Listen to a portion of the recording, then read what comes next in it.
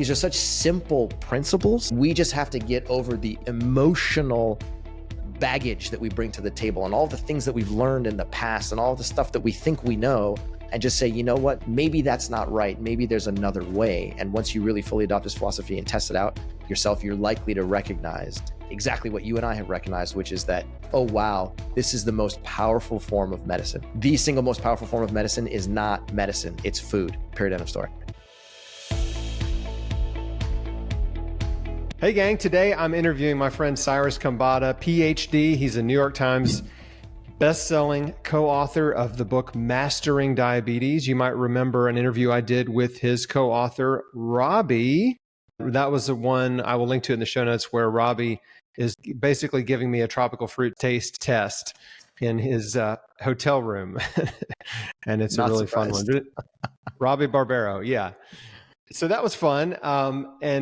Cyrus and Robbie have helped more than 10,000 people reverse the underlying cause of insulin resistance. This is a really important topic. So many people are confused about insulin resistance and what causes it. We'll get into that.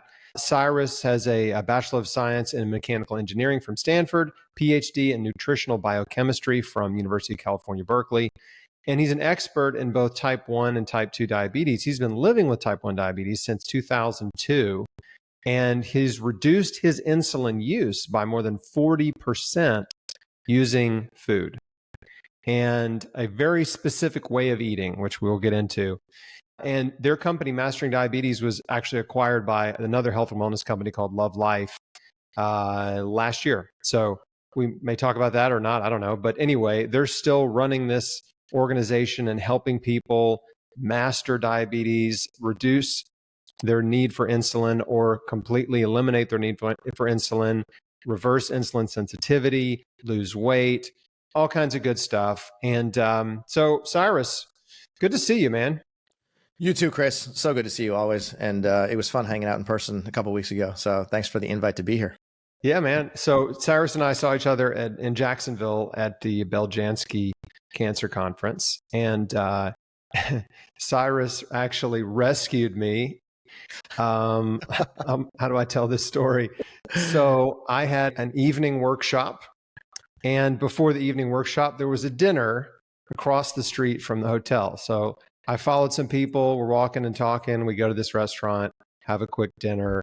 And then I'm like, oh, I got to go because I got to get back for my talk. So I leave the restaurant by myself and I start walking, and I walk about a block or so, maybe two. And then I'm looking around. I'm like, where is my hotel? I couldn't find it. Could not find the hotel. So I kept walking and I walked and walked. And I'm like, man, where is this hotel? So then I call the event organizer. I'm like, I'm lost. And so he gives me the name of the hotel, because I couldn't even think of the name of the hotel. And so I put it in Google Maps, and then it had me walk another like 10 minutes out of the way, the wrong way. And so I got to the spot and I was like, this is not it. Like, so then I called again and they were like, well, let's see if we're going to send somebody to pick you up. Well, that was Cyrus. So Cyrus and I get on the phone, and then I start walking back the way I came. Anyway, he rescued me about halfway back to the hotel and got me into my talk. I was a few minutes late. Well, the funny thing is that actually at the moment that you discovered that you were, 10 minutes away from the hotel, I was on stage literally being like, and our next speaker is Chris WARK. And it was like, where's Chris? Does anybody know where Chris is? And somebody was like, go pick Chris up in your car. I'm like, I'm supposed to be introduced. You want me to get, what is happening here? So I hop in my car. We're talking to each other. By the time I pick you up, you are literally on the other side of the parking lot next to the hotel. And I was like, this is just pure comedy. So it turns out you were like, I was making my way back. Well, and the thing is, just so everybody doesn't think I'm the biggest idiot ever, this was a downtown area. And as soon as I walked like one block in the wrong direction, my hotel was obscured from view by much larger buildings. You just couldn't see it. It was like, it was behind another building. And I was looking around going, where is it? Anyway. Yeah. Life. Thanks, man. I'm here for you, buddy. Anytime. All right. So let's talk about your story and your diabetes story and your mission and how you're helping people. How did, when you were diagnosed with diabetes like 20 years ago, 2002? Correct. How did that happen? How old were you? Okay. So I was a senior in college, trying to graduate, move on with my life. I was studying at Stanford University. I was graduating with a degree in mechanical engineering. And I just wanted to, get out of college, to be perfectly honest. I was sick of it. I had senioritis and I was just like, can I please just like go do something different, right? So it's November of senior year. I'm studying for finals and I'm sitting down at my desk and I just recognized, I was like, man, why is it so hard to concentrate? I don't understand what's going on. And I'm studying for a thermodynamics final, and like thermodynamics requires like full brain power. So I'm sitting here trying to do a whole bunch of math equations and I couldn't focus on them. And I was like, man, I'm thirsty. Hold on a second. So I get up, go get a drink of water, come back, take a giant gulp. I mean, I'm talking like a 16-ounce glass of water, down the whole thing, put it on my desk, continue working. And then literally 2 minutes later, I was like, I'm thirstier. How did that happen? So I go and I get another glass of water. And this cycle just kept on repeating 3, 4, 5, 6, 7 times.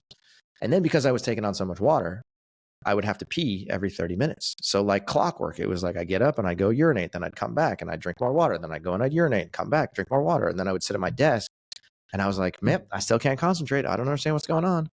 So I picked up the phone and I called my sister. She's a doctor of osteopathy. She's brilliant. She's family practice. And I said, hey, Shanaz, can I ask you a question? And she goes, yeah, what's going on? So I explained what I was going through. And my sister's cool as a cucumber. Like there's nothing that can faze her, right? She listened to the symptoms that I was explaining and she goes, Cyrus, stop everything you're doing right now. This is extremely serious. You are explaining the symptomology of type 1 diabetes. Go straight to the health center now. And I was like, Shanaz, stop. It's like, diabetes? I don't have diabetes. I don't understand what it is exactly, but I know, number one, that I'm not an old person. And number two, I don't eat cake, because that was the association that I had in my head. And she was like, Cyrus, stop. I don't have time to explain. Go to the health center right now. So I drop everything I'm doing. I go to the health center. I show up. I get there. And the nurse looks at me. She goes, hey, how can I help you? And I was like, hey, listen, I was told by my sister, who's a doctor of osteopathy, that I may be living with type 1 diabetes. Here are my symptoms. I can't concentrate. I'm drinking a bunch of fluids. Things are a little bit fuzzy for me. I don't exactly understand what's happening. So she goes, okay, great. Brings me into a room, sits me down, puts me on a bed. And she basically is like, all right, hold on a second. She takes a finger stick of blood glucose. She goes into another room so she can put it into a glucose monitor and get a result and come back. She was gone for like maybe 3 minutes, 4 minutes, something like that. Meanwhile, I'm sitting in this doctor's office, door closed, and I pass out. It just goes pure black. And so she walks back in the room and I hear the door open and I look up and I was like, okay, where am I? I'm in a doctor's office. Okay, how did I get here? Okay, I walked here. Okay, who is this woman? Okay, she's a nurse. What does she want? What does she look at me? She looks at me. She goes, how did you get here? And I was like, I walked. And she's like, we need to get you to the hospital right now. And I was like, uh-oh, alarm bells. What's going on? She goes, your blood glucose is in the 600s. And I was like, you're speaking Greek to me. I don't know what that means. Wow. She says, you are in a state called DKA, diabetic ketoacidosis. This is a life-threatening state. We're going to take you to the hospital right now. And I was like, okay, somebody please explain what the heck is going on to me, right? They didn't have time. They take me to the hospital. They check me in. For the next 24 hours, I was under observation. They put an IV of saline into one arm. They put an IV of insulin into the other. And their goal the entire time I was there was to try and bring my blood glucose down from 600, which is 6 times higher than it's supposed to be, and bring it down to somewhere around 200. That would be considered a success. And so they start drip irrigating me with tiny amounts of insulin to try and bring my blood glucose down over the course of time, and rehydrating me with with saline, because what I was actually doing to myself was I was drinking just pure water and then urinating frequently. So I was actually flushing electrolytes out of my bloodstream, which was causing me to cramp, and it was making my body feel very uncomfortable. So they had to rehydrate me with saline. So I get discharged. No, let me back up. I'm in the hospital for 24 hours under observation. My family comes, my sister comes, everybody's there to give me support. Love them. Fantastic. While I'm there, the doctors literally look at me and they go, hey, we're going through your entire medical profile. We see everything that's happened up until this point in time. You have developed type 1 diabetes over some, recently. It could be in the past 2 months, 3 months, 6 months, but it has been building underneath the surface. And now you finally are displaying the symptomology. But in addition to that, you also have 2 other autoimmune conditions. You have Hashimoto's hypothyroidism, where your thyroid gland is not producing a significant amount of thyroid hormone. And number 2, you have alopecia universalis, which is basically a super nerd way of saying you're going to lose your hair, completely lose your hair. And at that point, I was already losing some hair. Okay, I had like a sort of number 1, buzz cut on my head, and I had like a little AstroTurf, carpet on my head. But there were bald spots that were appearing, and those bald spots, turned into complete hair loss over the course of the next few months. So they discharged me from the hospital 24 hours later with 3 autoimmune conditions, a carbohydrate counting guide, 2 types of insulin, a blood glucose meter, syringes, and a whole bunch of fear. And they explained to me, they're like, listen, we cannot solve your problems for you. We cannot reverse type 1 diabetes. We cannot reverse hypothyroidism. We cannot reverse alopecia. But what you can do is eat a low carbohydrate diet, because that's what you do when you're living with type 1. That's how you control your blood glucose. So here's this carbohydrate counting guide. Why don't you use this thing? And why don't you keep your carbohydrate count, total carbohydrate intake, to about 100 grams per day? So I was like, all right, here we go. Carbohydrate education 101. So then I had to deep dive to try and figure out, what the heck is this? What are carbs? Where do they come from? And how do I keep it to 100 grams? How do I inject insulin? When? What time of day? How do I control my blood glucose? Why is my glucose going up? Why is it coming down? And it just launched me into this whole universe of giant question marks.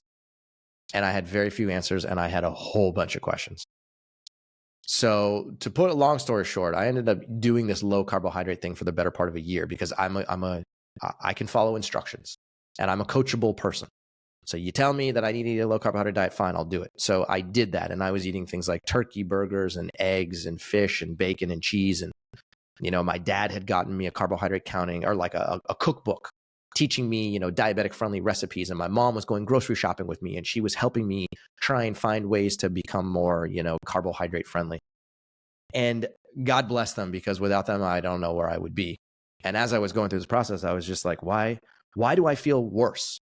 Like, I felt pretty crappy when I first got diagnosed, but 6 months down the road, 9 months down the road, I was even lower energy, and my body was hurting. My muscles were so tight. My joints were cramping. It was like, you know the feeling when you go and you do an intense workout, and then the next morning you wake up and you're sore, right? That sort of like feeling of tightness. Imagine that that's under the surface all day long, every single day, in muscles that you haven't used in a while. It just didn't make any sense. So my lifestyle, was leading me down a path of, muscular pain, joint tension, frustration, anxiety. I had to go to a therapist. It just was like my life was spinning out of control. So I switched over to eating a plant-based diet, not because I wanted to, not because I was looking for a plant-based solution, but because somebody had introduced me to a guy named Dr. Doug Graham. Dr. Doug Graham teaches people how to eat an 80-10-10 raw food diet, and I didn't know anything about it. And I was like, all right, whatever, Doug, just tell me. Can you fix me? Can you make me better? He said, yep, 100%. So he taught me, how to eat a whole food plant-based diet that was predominantly raw, just kind of like what Robbie eats, just a lot of fruits and a lot of vegetables. And within a very short period of time, I'm talking 24 to 48 hours of eating that way, my glucose became ridiculously manageable. Like I'm talking about a high blood glucose that would hang out in the 180 to 200 range all day long, every single day. All of a sudden, boom, flatline. Comes down to 60s, 70s, 80s. And I was just having to eat more food in order to keep my blood glucose from going too low. That means I had to inject a lot less insulin. So I would back off and less and less and less and less and less. And then all of a sudden I woke up, a week down the road, and I was like, holy crap, what am I doing with all this energy? This feels incredible. And I was, I was sleeping better, and my anxiety went away. And all of a sudden I was like, geez, this is incredible. It literally felt like I took a wall charger and stuck it into an outlet. And all of a sudden I was like, whoa, I just got charged up. This is great. So long story short, I ended up going back to graduate school, and I was so excited by this whole process. I was like, what can I do to arm myself with knowledge? Because up until this point, it was just an experiment. It was just me trying to figure out how to make this work. But I was hungry for science, because that's the way my brain works. So I studied and studied and studied, and I enrolled in a whole bunch of prerequisite coursework. I started taking biochemistry and, molecular cellular biology. And eventually I got to a point where I was like, you know what? I want to do a PhD. So I did a PhD for 5 years at UC Berkeley, and I was in the laboratory of a guy who's a carbohydrate metabolism world expert. His name's Dr. Mark Hellerstein. And that man taught me everything I know about carbohydrate metabolism.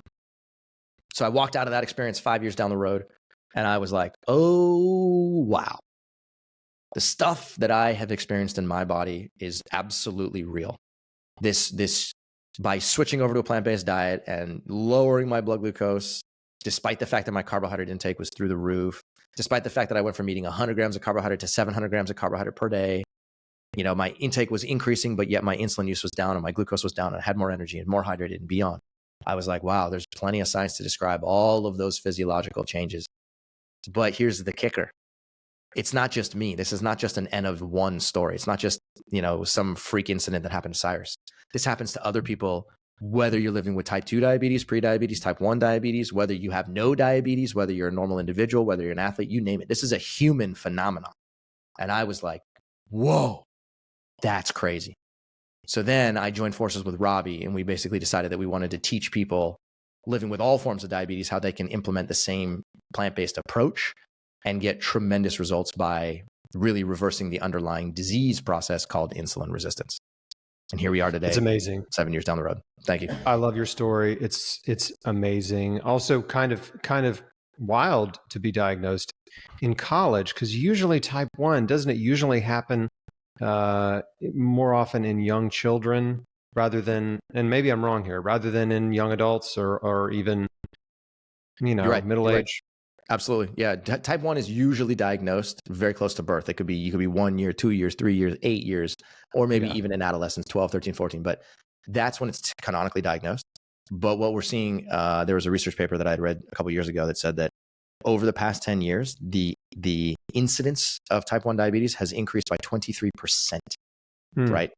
And it's an autoimmune condition, which means that it should affect the same number of people, a fixed proportion of the population at all times. And historically, that's a true statement, but it's clearly increasing in how many people are diagnosed with it now. And so it makes you wonder, what is it? Is it, if it's purely a genetic condition, then like something's not adding up. Truth be told, it's genetic plus environmental together.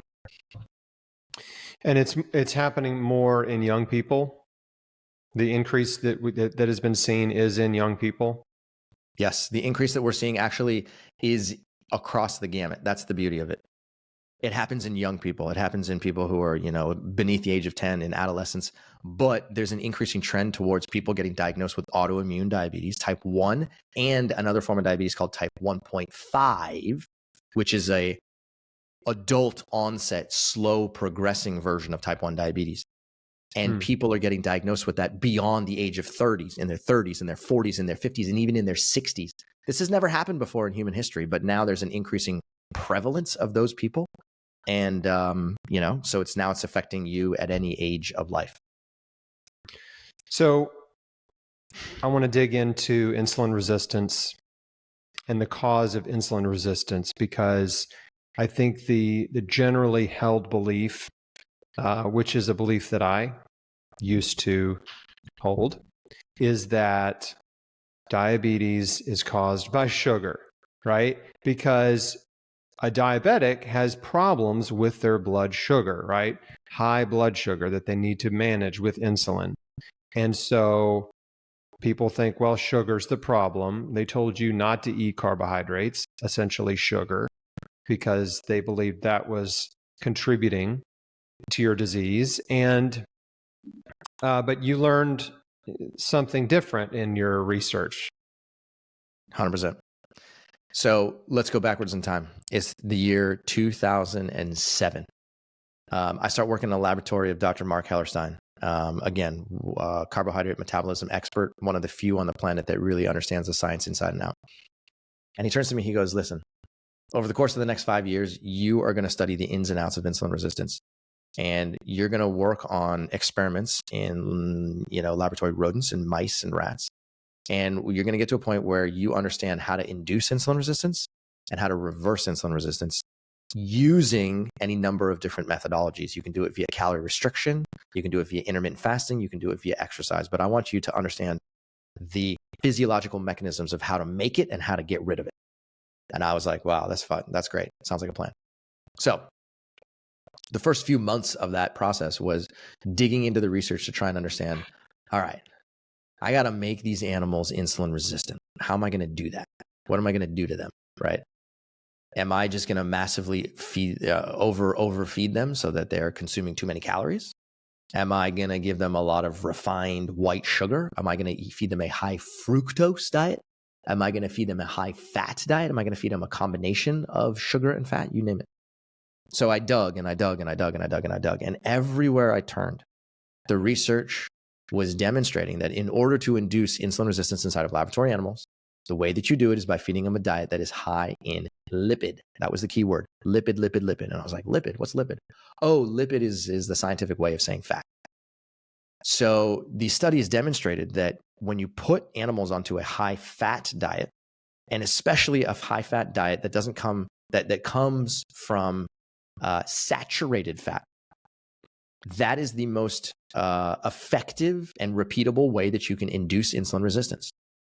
And then when I started reading papers about whether or not this was only applicable to mice and rats, and I started going beyond that, I said, well, does this happen in humans too? Because I'm a human and Chris is a human and you're a human. So like, shouldn't we care if that happens in humans also?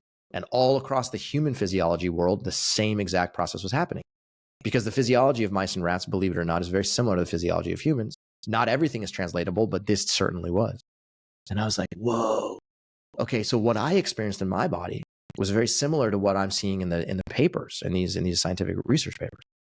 So what I did was I started spending a lot of time understanding exactly how much fat, what type of fat, where are these diets, how am I going to induce it, and then I would start inducing these inside of laboratory mice. And within 8 weeks, by feeding these animals a high fat diet, their fasting blood glucose that started out at an 82 or an 85, all of a sudden became 116, then 134, and then 164, and then sometimes it was 192. And I was like, whoa, I just doubled or tripled the fasting glucose of these animals simply by feeding them a high fat diet. And then I measured their fasting insulin levels, and boom, their fasting insulin levels sometimes doubled, sometimes tripled, right? And so what I began to realize is that the story that exists in the popular science world, the story that you read when you open, Yahoo, or the story that shows up on WebMD, is all about sugar, sugar, sugar, sugar, sugar, just like you said. What causes diabetes? It's the carbs, it's the sugar. Don't eat sugar. If you eliminate sugar, then all of a sudden, boom, diabetes goes away. And truth be told, there is validity to that. So when you're eating refined sugars that come from either white table sugar or high fructose corn syrup, that can certainly exacerbate glucose issues. That can cause your fasting glucose to rise, your post-meal glucose to rise. Nobody's going to deny that. But there's a more effective way to do it. And there's a more powerful way to do it. And there's a way to do it which people are not talking about. People don't want to give scientific credibility to, and most importantly, is the thing that affects the largest proportion of the population. We as Americans eat a ridiculously high fat diet. 42 to 45% of our calories come from fat as a nation, as a whole. And the majority of that comes from saturated sources. The saturated fat is embedded in chicken and beef and pork. Chicken, beef, pork, dairy products, cheese, products, yeah. Ice cream, 100%. So explain why saturated fat is causing insulin resistance. What is fat doing in your body to prevent your insulin from being effective and your cells from being able to use sugar? Okay, very good question. Here's the insulin resistance story. This is one of my favorite stories to tell of all time. Okay. When you eat fat from the outside world, the fat that you consume comes from animal products like red meat, white meat, chicken, fish, dairy products, cheese, milk, yogurt, eggs, processed meats, bacon, ice cream, and beyond. Okay, margarine, you name it. It also comes from plant-based sources like nuts and seeds and avocados and vegetable oils and seed oils and coconut oil and olives. Okay, so it's in many different places, both in the plant-based world and both in the animal-based world. Regardless of the type of fat that you eat, doesn't matter if you ate an avocado, doesn't matter if you eat red meat. That fat is locked up in what's called a triglyceride. Okay, a triglyceride is, as the name implies, tri means 3, glyceride means glycerol. That's what's the references, okay? So you take glycerol, which is shown as my hand right here. Okay, it's a linear molecule. You take glycerol and you attach 3 fatty acids to glycerol, and you end up with a triglyceride. Okay, that's the storage form of fat that's specifically designed to be stable at room temperature for very long periods of time. The triglyceride molecule, you consume it. Okay, whether you're eating processed red meat, whether you're eating dairy products, or whether you're eating avocados, it goes in your mouth. You chomp it down with your teeth. It goes down your esophagus. It gets inside of your stomach. Inside of your stomach is where the food material starts to get partially digested. It starts to get linearized and acted upon by hydrochloric acid in particular, and then it transfers down to the next compartment called your small intestine. Your small intestine is where magic happens, pure digestive magic. Okay, the bulk of nutrient digestion occurs right there. The partially digested food material that's inside of your small intestine is acted upon by, number 1, enzymes that come from your liver. Number 2, enzymes that come from your pancreas. And number 3, enzymes that come from your small intestine itself. So those enzymes are there to do a lot of the mechanical and biological work to try and break down large structures into smaller structures, and then eventually large to small to individual units.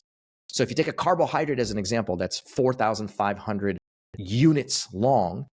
These carbohydrases are enzymes that will cut it from 4,500 to 2,000 to 1,000 to 60 to 12 to 4, and then eventually to 1. Okay, and this is happening, very, very, very, very, very quickly inside of your small intestine. Similarly, proteins get broken down from being, 300, 400, 700 amino acids long into single amino acids or doubles or triples, depending on what it is. And then your triglycerides, that again, were glycerol plus 3 fatty acids, end up getting broken. So now the glycerol is separated from the 3 fatty acids. The glycerol goes on to do different things in your in your digestive system. And the 3 fatty acids are now naked inside of your digestive system, inside of your small intestine. So when you're eating a high-fat diet, what ends up happening is that these 3 fatty acids that got separated from glycerol, they get sucked up. They get pulled out of your small intestine through the walls of your small intestine by these things called microvilli, and they end up inside of your lymph. They get inside of your lymph and they travel through your lymph system, and then they finally get into your blood, and they're put into these other little spaceship particles called chylomicrons. Okay, chylomicrons are these little spaceships. There's billions of them in circulation inside of your blood. These chylomicrons are like little spaceships that collect fatty acids from your digestive system, and then they go and they do other things with it. They circulate it elsewhere.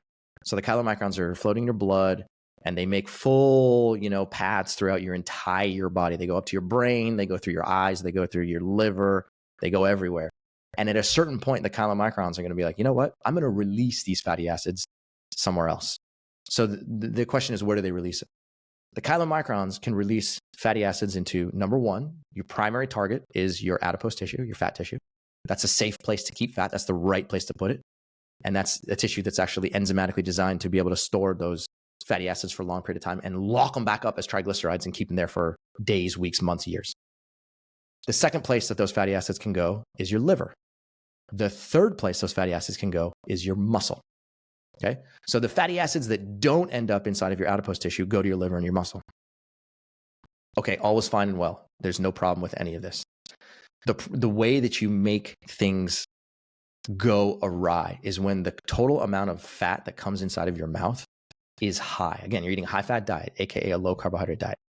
You increase the total amount of fat in your diet to a point where the fatty acids get put inside of your adipose tissue and make your adipose tissue bigger, and therefore you can become more, fatter over the course of time or gain adiposity.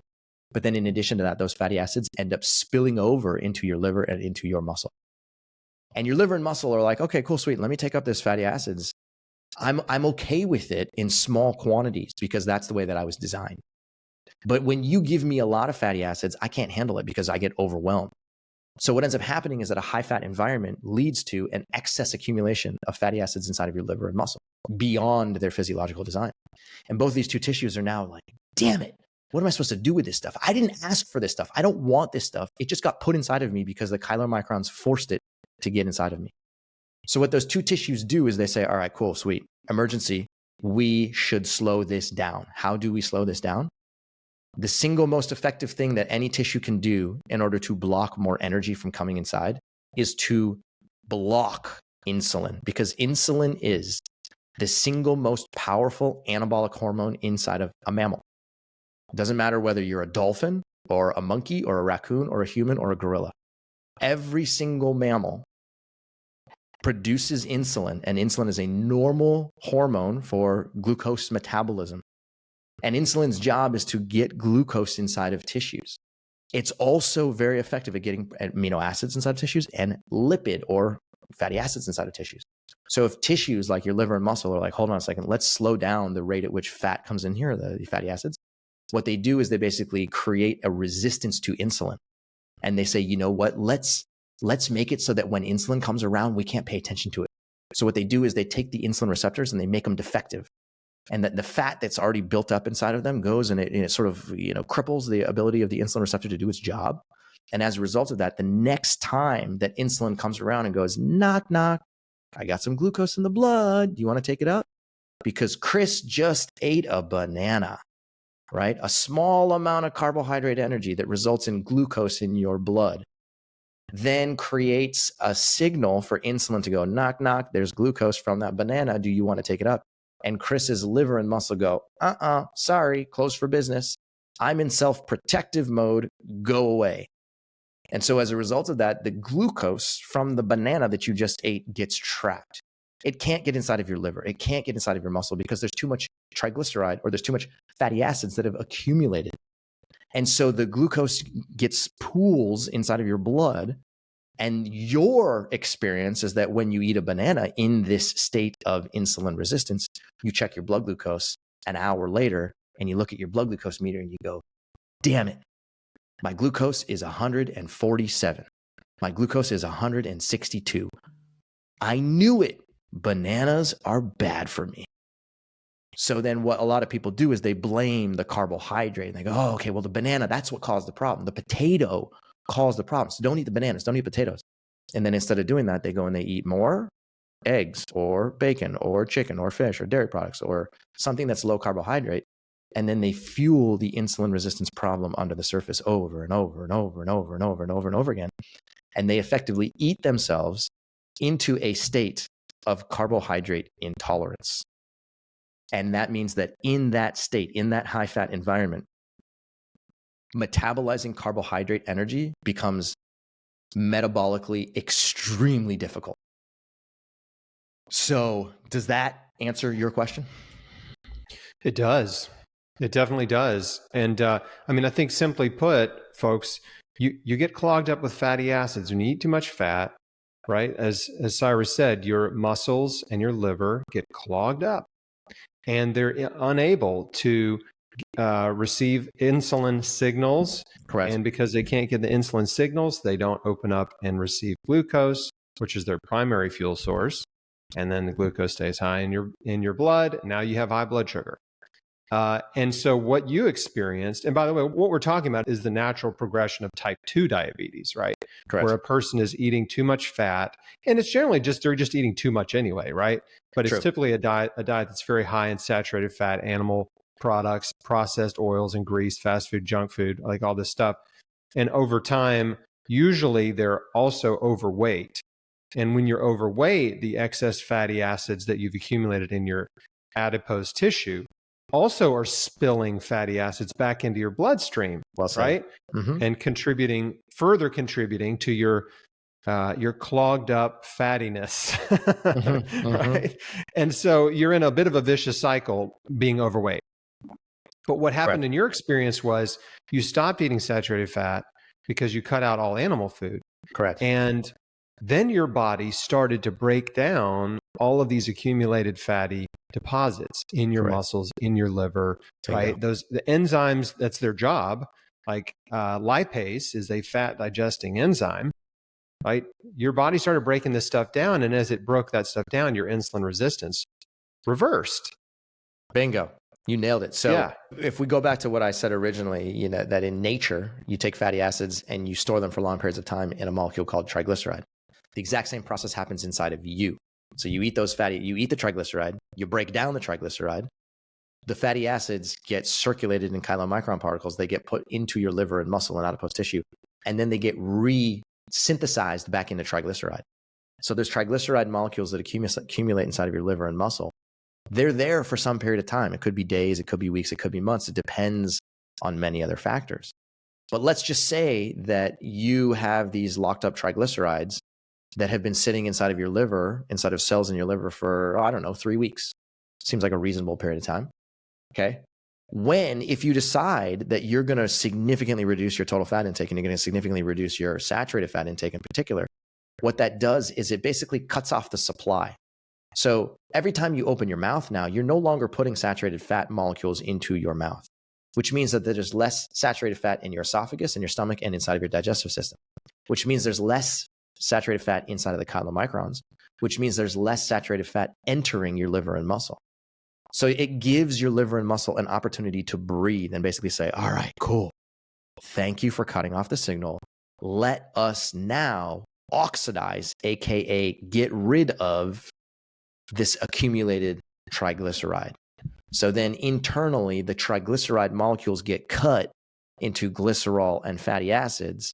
Then those fatty acids go through a process called beta oxidation, which is, a biochemistry super nerd way of basically saying, put them into an oven called the mitochondria and turn them into ATP and actually make useful energy out of them.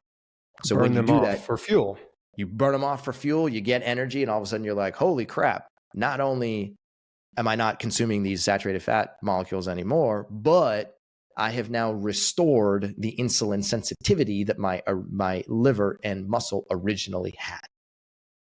The analogy that I like to use that I found useful is like if you've ever been washing dishes and you're washing dishes after someone has been cooking and they used a lot of grease or butter, and you're trying to clean those dishes, or you get grease or butter on your hands and you try to wash it off with water, you can't get it off. Right. Like you cannot get grease off a dish with water alone, right? You have to have some type of agent that will cut the grease. Obviously, soap will do it. And it's the same thing in your body, or kind of a similar thing. If you imagine your organs and muscles and other tissues coated in grease, right? Having this greasy coating where, even water can't penetrate, sugar can't penetrate, insulin can't penetrate because they get this layer of grease all around it. Now, I know that's not a completely accurate scientific description of what's happening, but the analogy holds, wouldn't you say? It does. It absolutely does, because it doesn't matter where this process happens. It could happen inside of your engine, your car engine. It could happen inside of your blood vessels. It can happen on a dish inside of your sink. Oil, it acts as a lubricant. It also is pretty sticky. It can adhere to many different surfaces. And if I shrunk you down and turned you into a microscopic version of yourself, and then I put you into your own mouth, and then you were like traveling through your blood vessels to really see what was happening in a high fat environment, you would be shocked at what happens to the viscosity of your blood when you're eating a high fat diet. Okay. Your blood actually gets thicker. And as a result of that, it moves slower through your blood vessels. In addition to that, there's excess lipid, which tends to get caught on and builds up arterial plaque on the inside of the walls of your blood vessels. And you can deposit, LDL particles, and that can oxidize to becoming calcified and beyond, and it can really disturb your cardiovascular system. So the way that I like to think about it is that a high-fat diet not only causes insulin resistance, like we've been talking about, but it causes a system-wide defect. And the system-wide defect can result in increased risk for prediabetes and type 2. It can cause an increased risk for fatty liver disease, which, by the way, is the fastest growing health epidemic that we currently have right now.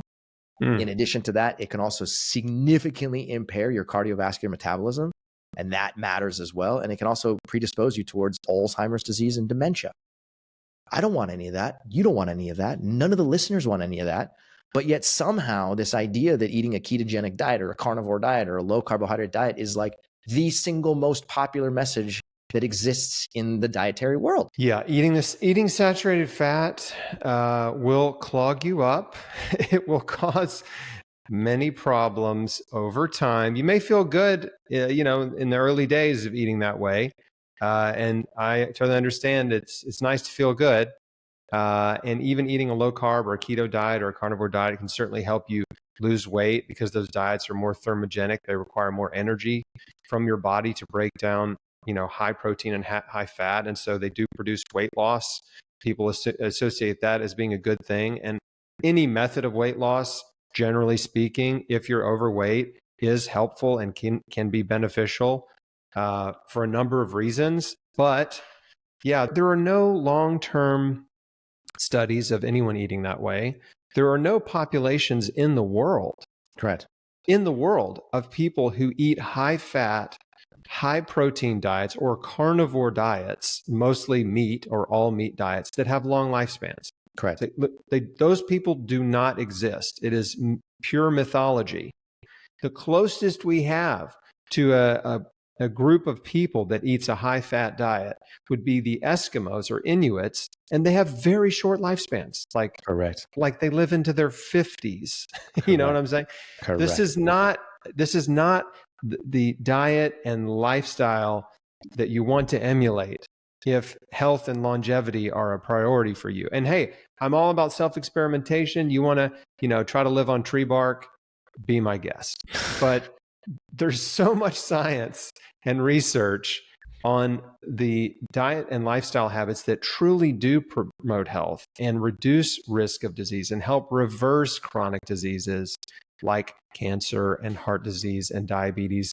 And there's a common thread connecting them all. And that's a diet that's rich in fruits and vegetables, whole grains, nuts and seeds, herbs and spices, starchy, root vegetables, and one that is low in saturated fat, animal protein, and of course, processed food, fast food, junk food, and refined sugar and salt and oil. And so the closer you get to nature, eating from the Garden of Eden, eating whole plant foods, the better. It will serve your body in so many wonderful ways. Yep. So let me ask you this. Sometimes people get intimidated when we talk about eating a plant-based diet because they sometimes, their emotional feeling or their interpretation of the words that we use is that in order to get the health benefits that we describe, in order to reverse insulin resistance, lower your glucose, fasting insulin, and beyond, you have to become a vegan. You got to just completely eliminate all animal products, chicken, fish, dairy, you name it. And it scares people. And they go, oh, I don't want to do that. Right. I can't do that. I can't give up cheese. I don't want to do that. Right. What about social? What about Thanksgiving? Right. And I'm like, whoa, calm down. First of all, I'm not telling you to become a vegan. You do not have to become a vegan. Right. I'm telling you, I'm trying to inch you towards more plant material. It's just that simple. Yeah. Do you also see the same type of reaction from people sometimes? And do you also see in the cancer world that, is it necessary to be 100% vegan, or can you just kind of inch your way towards that and get dramatic results? We share the same approach, which I love. And yes, I see the same thing. There are, in my community, there is a higher level of urgency and motivation. So people that find me and follow me and really follow my program, they're highly motivated because cancer is a life-threatening, potentially deadly disease. So those people usually don't have a problem, most of them, with radical diet change. Now, some do, right? And some people make excuses, oh, I could never give up this or that or the other. And my answer to them is like, well, it doesn't sound like you really want to live. Your desire to live doesn't sound like it's very high, right? Mm-hmm. Not very strong will to live. Like my will to live was so strong that I gave up all my favorite foods immediately, right? There was no deliberation. I mean, I immediately stopped eating fast food, processed food, junk food, meat and dairy, and went all raw. And so that's what we encourage people to do, because with cancer, animal protein fuels cancer growth in a number of ways. And I've got a lengthy article that details all the different ways that animal protein and fat can fuel cancer growth. And so in our community, we think it's best to eat zero animal protein, which could be considered a vegan diet. For the average person, though, that is into prevention, and for a person that's out of the most intensive phase of healing cancer, No, you don't have to eat a diet that's 100% plant-based. In fact, the Blue Zones is such a wonderful example of longevity studies and what has been learned through Dan Buettner and the Blue Zones Project is that the healthiest, longest living people around the world eat a diet that's about 95% plant-based. So they're not vegans. Some of them identify as vegetarians and then others don't, but they just don't eat that much animal food. It's, 5% of their calories versus in the US, it's about 20% of calories or more on average. And that doesn't even count really the people that are deliberate, carnivore type eaters or, low carbers and things like that. This is just sort of the average American. So yeah, it's like the more plants you can put in your diet, the more benefit you get. Right. And so we aim for 10 plus servings of fruits and vegetables every day. I was consuming between 15 and 20 servings every day as part of my anti-cancer dietary strategy. And that included drinking, 8 vegetable juices, right? Plus giant salads and fresh fruit and fruit smoothies every day. Mm-hmm. But there's an incredible, the research has really gotten pretty fantastic in terms of how many servings of fruits and vegetables you need per day. Yeah, 10. You need 10 plus. And for some people, that sounds like a crazy amount, but it's really not. Like the average meal, you're going to eat three to four servings in one meal, just a plate full of veggies, right? If you have collard greens, sweet potatoes, black beans, brown rice, that's 4 servings right there. So if you eat 3 times a day, it's easy to hit 10 or 12 servings of fruits and vegetables, just eating the normal amount of food that you need to fill yourself up. And for clarity, if you have, let's say, black beans and brown rice for lunch, and then you also have black beans and brown rice for dinner, that's okay. Like you will count it as a total of 2 servings for lunch plus 2 servings for dinner for a total of 4 servings. You're not saying that you have to have 10 different varieties of fruits and vegetables inside of your mouth on a given day, correct? No, I'm not saying that at all. One serving is a cup of raw vegetables is mm-hmm. 1 serving, or a cup of raw fruit, that's 1 mm-hmm. serving, or half a cup of cooked vegetables is considered a serving. So either way, right? It's not hard to hit 10 servings a day, and if you're deliberate about it, it becomes very easy and honestly effortless. Once you just sort of figure out, okay, what's my breakfast routine going to look like? What's my lunch routine going to look like? What are my lunch options that are healthy? And, we're creatures of habit. So it's not like we need to eat something different for every single meal every day of our life. I mean, I eat basically the same thing for breakfast and lunch every single day. And we mix it up at dinner. And when I had cancer, I ate the same meal for lunch and dinner every single day. Yep. That was the giant salad. It's the giant cancer fighting salad. It's on the cover of my cookbook, Beat Cancer Kitchen. So it's like I was cramming as many vegetables as I could into a bowl. Broccoli, cauliflower, kale, cabbage, onions, mushrooms, peppers, avocado, different legumes, sprouts like mung beans or lentils or garbanzo beans, and then a bunch of spices like oregano, turmeric, cayenne pepper, garlic powder, sauerkraut, apple cider vinegar as a dressing, and then a little bit of olive oil. And it's just delicious. It's like the best salad ever. And once I sort of, it was a concoction, right? Right. I mean, I was just like, I just want to eat all the vegetables every day, right? I want to eat as many vegetables as I can, as much variety, as much diversity as I can. I know they all have unique nutrients. I didn't know anything about nutrition at that time. Mm-hmm. I was just trying to figure out I just had a sense or an instinct, intuition, whatever. Like I just need to eat as many vegetables as possible. So like, hey, throw them all in a bowl, man, and let's figure out how to make it taste good. It's such a logical conclusion. It really is. It doesn't take a leap of faith to understand that like fruits and vegetables are health promoting foods. I mean, your grandmother said it, your great-great-great-grandmother said it, your mom said it, your dad said it, and it's like, yet here we are sometimes, in the world of 2023. It is like, there's just like widespread rampant arguments on social media, whether or not eating fruits and vegetables is actually, a smart idea or not. It just blows my mind. A number of Pied Piper types that for reasons unknown, but meat lovers who are just doing everything in their power to convince their audiences that they need to eat more, increasingly larger amounts of animal protein and fat.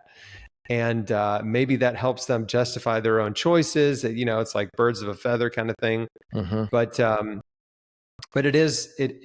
it grieves me to see that, because I know that they are leading people down the path of disease.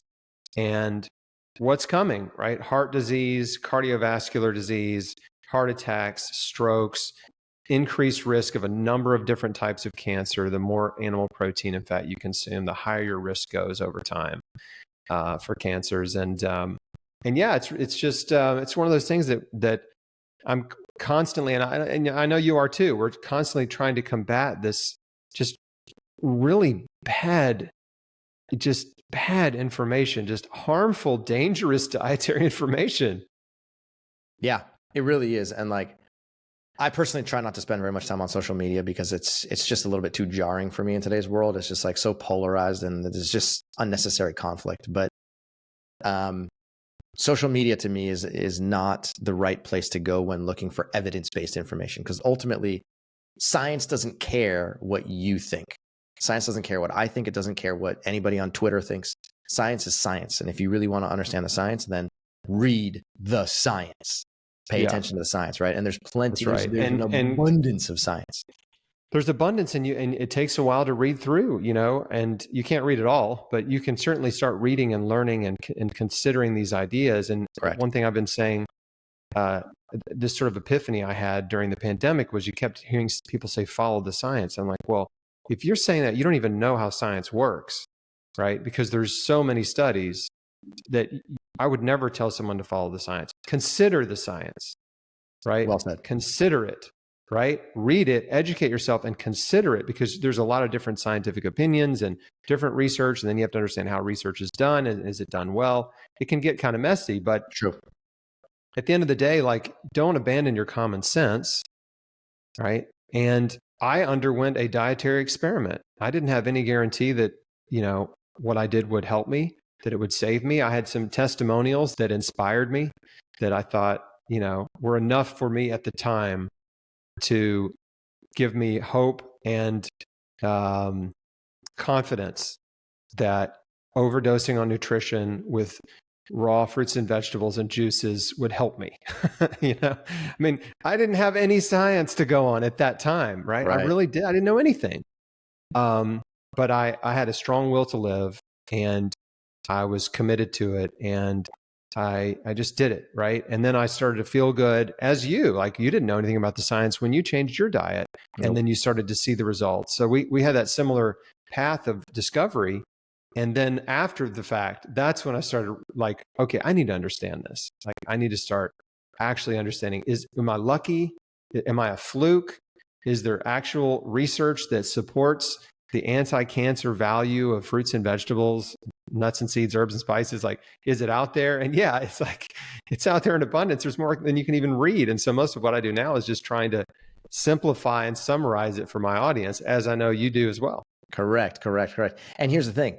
You don't, at the time that you made the transition, at the time that I made the transition, the amount, like the ability to consume science was significantly less than it is now. It was just harder. We had to work harder. We had to dig deeper in order to like figure out the science. Now it's just easier to access. It's easier to learn. It's easier to find.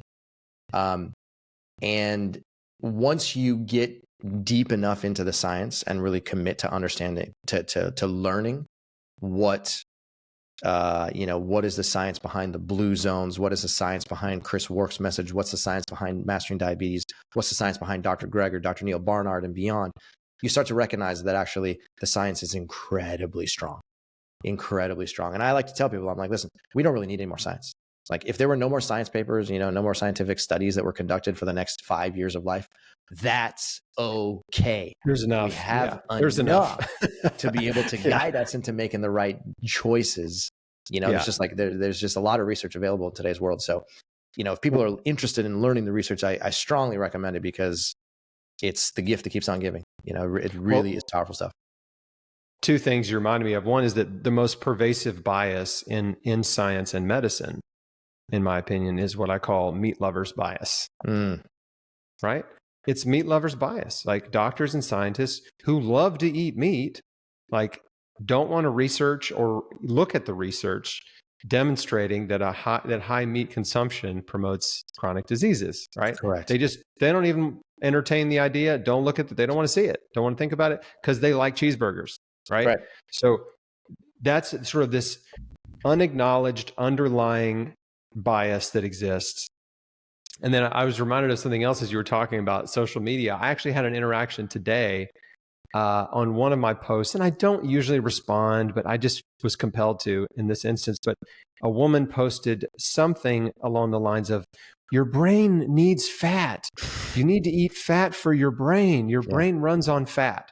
Okay. And I'm like, okay, no, the primary fuel source for your brain is glucose. Correct. And if you Google this, you will see this is true. And then she responded with it's just like, shame on me for even wasting my time, because her response was like doubling down on the nonsense, which was, oh yeah, Google is just all paid and sponsored advertisements and you can't trust Google, this kind of thing. I'm like, let me just go to Google. Let's just type in, does the brain run on glucose? And there are pages and pages and pages of articles and studies, like all the science, and it's right there. Yes, your brain's primary fuel source is glucose. This is well established. This is not a conspiracy theory. Correct. This is this is basic human anatomy, right? But there are just people who've, for whatever reason, have just been persuaded, misled, deluded into believing things that just are not true about the human body. And it all kind of ties into this just sort of meat lovers phenomenon that, like, no, fat's great. Fat's wonderful. Protein, you need more protein and fat. This is what humans need, So yeah, it's sad when you see that kind of stuff. It's a constant struggle for sure. But we know the nice thing is in my community, generally the people who find me and are serious, like I said earlier, they're willing to change their life. They're willing to accept that maybe what they think is true about health and nutrition is not. Like, maybe they're wrong. Maybe they don't need a bunch of animal protein and fat. And they're willing to give it a go. Like, okay, let me get a juicer. Let's load up the cart with fruits and vegetables. I'm going to start eating this way and see what happens, and monitor my blood work and get some scans. And so we just see incredible healing happen when people do that. And I know you do too in the diabetes community. Agreed. And I love the fact that we're so aligned on our dietary philosophy, because the truth is that the story that we're telling right now is not confined to any one disease state. It's not like there's a diet for diabetes that's different than a diet for cancer, that's different than a diet for fatty liver disease or Alzheimer's disease. It's the same dietary philosophy. And that's the beauty of it, right? Is that it's a simple dietary philosophy. It's founded upon a significant amount of common sense. There's plenty of scientific backing to it. And it is a dietary approach that has profound impacts for just human health in general. Period, end of story. And so you just can't go wrong in my mind. I mean, you just can't go wrong increasing your total plant material intake. I just know that sometimes people like you and me sound like a broken record because, we just say the same thing over and over and over and over and over again. But the truth is, I mean, these are such simple principles, and we just have to get over the emotional baggage that we bring to the table and all the things that we've learned in the past and all the stuff that we think we know, and just say, you know what, maybe that's not right. Maybe there's another way. And once you really fully adopt this philosophy and test it out yourself, you're likely to recognize exactly what you and I have recognized, which is that, oh, wow, this is the most powerful form of medicine. The single most powerful form of medicine is not medicine. It's food. Period. End of story.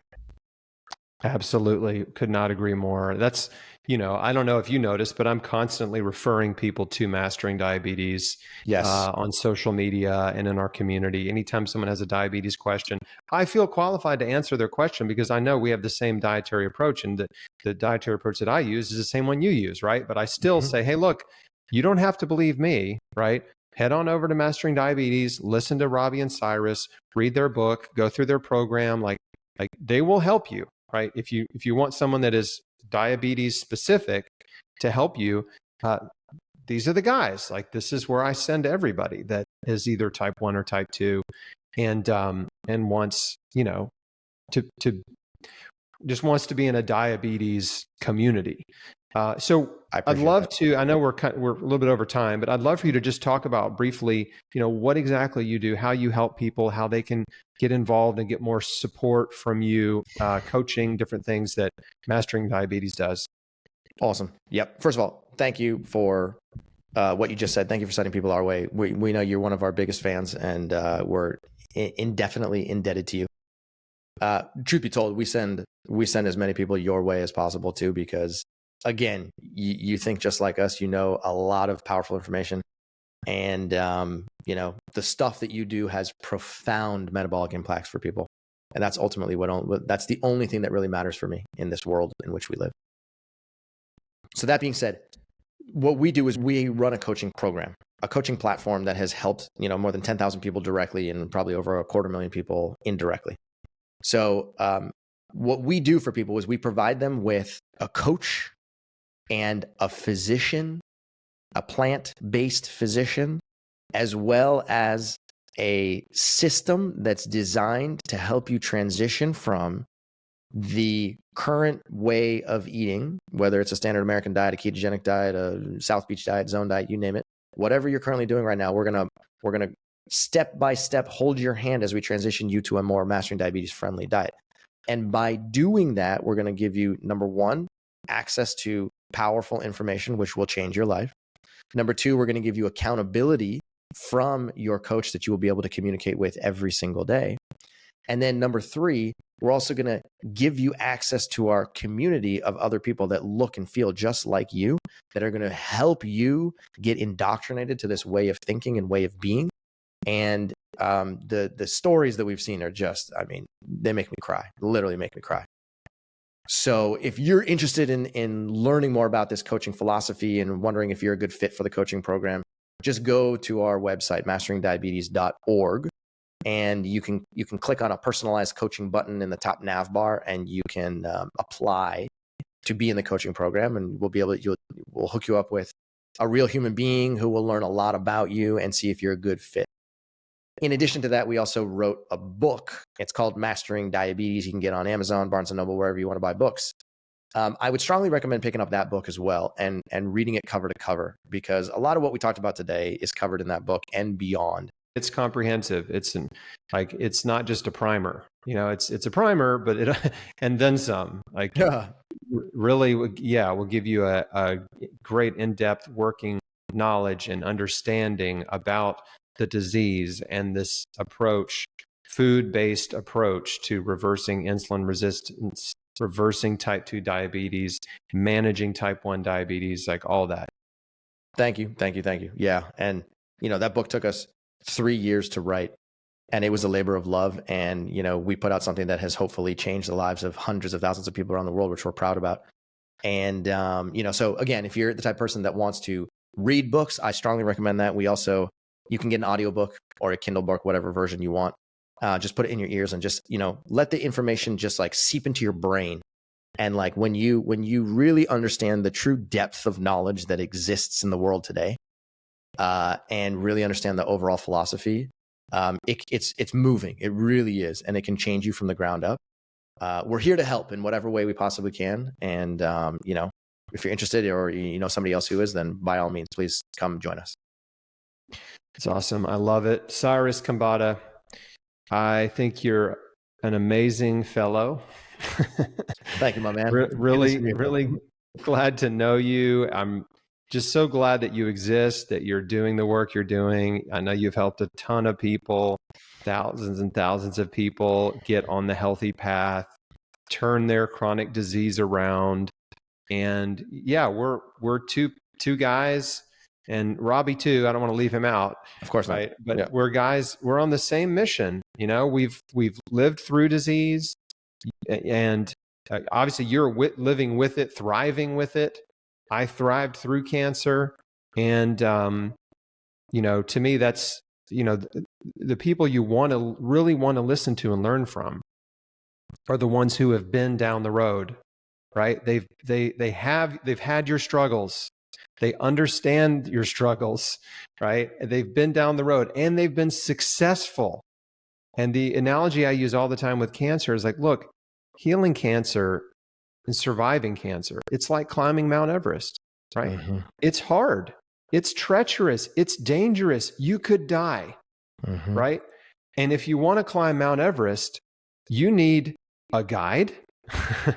Well said. You need preparation, right? You need to educate yourself. You need to research how to do it. And then you need to take the path that the successful people have already taken, right? You need to follow that success path up the mountain. Don't try to chart your own course, right? Like there is a success path. And so Robbie and Cyrus and the Mastering Diabetes community is that success path. Like that's what you want to follow. So anyway, I could sing your praises all day. I'm so glad we got a chance to do this. And I regret not doing it years ago because I've been following you and none of you for a long time. But this has been really fun, Cyrus. And so again, people can find you at masteringdiabetes.org. Correct. Mastering Diabetes is your handle on social media.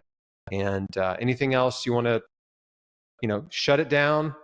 Any parting comments? Yeah, I will say one other thing too, is that what you mentioned at the very beginning of this episode is that we were acquired by a parent company called Love Life. And Love Life is a company that provides not only coaching resources, but also telehealth physicians.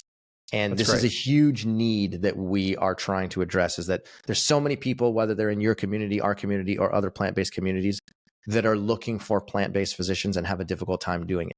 And they feel like they're a ping pong ball in between the stuff that their coach is saying and the stuff that their doctor is saying. And there's always tension between the two of them. And they're going back and forth, back and forth, back and forth, right? So if you or anybody else you know is looking for a telehealth physician and really wants to be able to stop being the ping pong ball and really fundamentally understand that you have both a physician and a coach on the same team that are going to say the same things and teach you the same ball game, then by all means, just go to love.life, www.love.life. You can learn more about that and see if that's a right fit for you. That being said, Chris, you're a total stud, and I totally appreciate you, having me on the podcast. I've had a man crush on you for probably 5 years at this point, and I think it's only grown stronger with time. Well, thanks, man. You're gonna make me blush. One other thing. Okay, last thing, I promise. Yeah.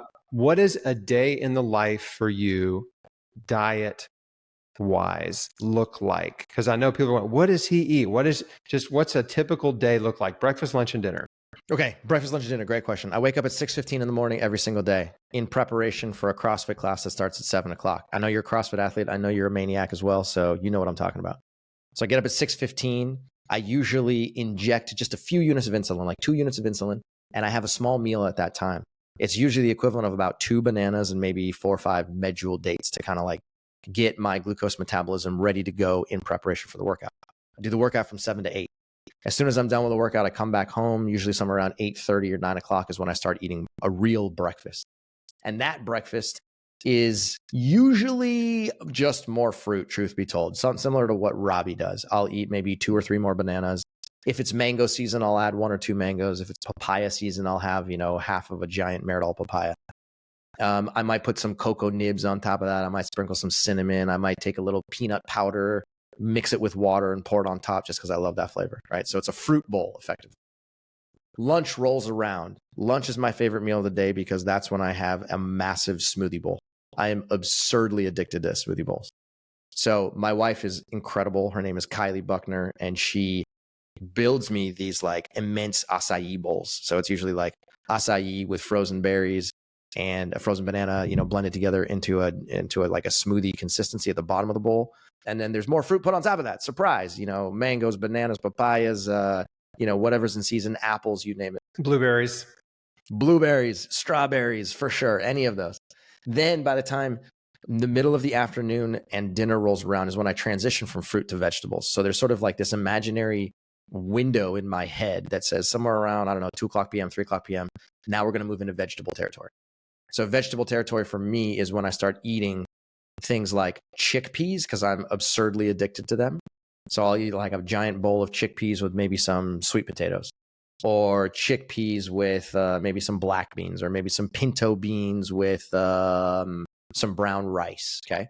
That'll usually be a snack for me in the middle of the afternoon, 3 o'clock, 4 o'clock or so.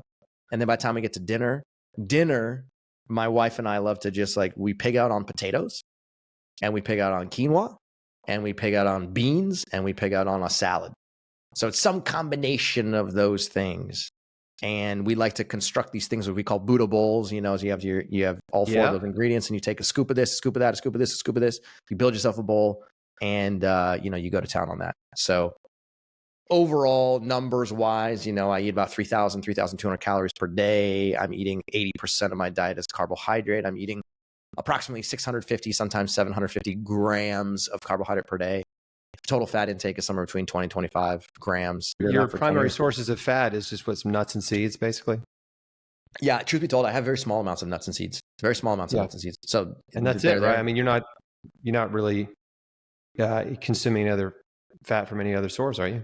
Yeah, exactly. I'm not consuming like overt fat sources. I might have a little bit of avocado here and there. I might have a couple nuts and seeds here and there, but the fat that I'm consuming generally comes from all the foods that I just described. There's a decent amount of fat inside of chickpeas, believe it or not. Right. Oh, yeah. And there's a decent amount of fat in other, you sum total all the fat that you get from everything I just described, and it ends up being a decent amount. So that's a typical day for me. And it leaves me feeling pretty darn high energy, ready for exercise at all times. And life is pretty good. Isn't that cool, folks? Right. And by the way that Cyrus eats is basically the way I eat. We're just tons of carbs.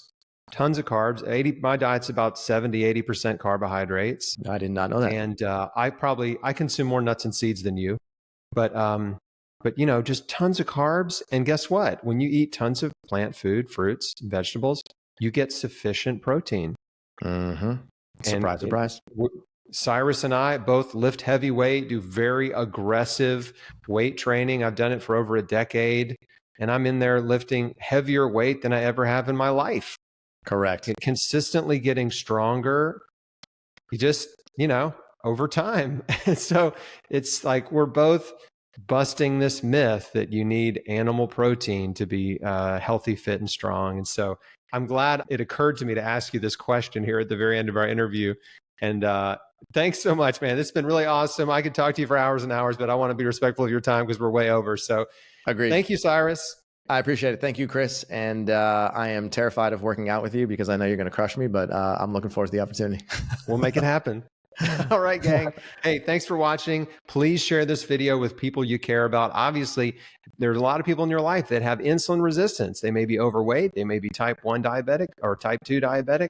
They need to know about mastering diabetes. So please help Cyrus and I reach more people by sharing this video on social media. Like it, hit the like button and share it and all that kind of stuff. And thanks for watching and listening, and I'll see you on the next one.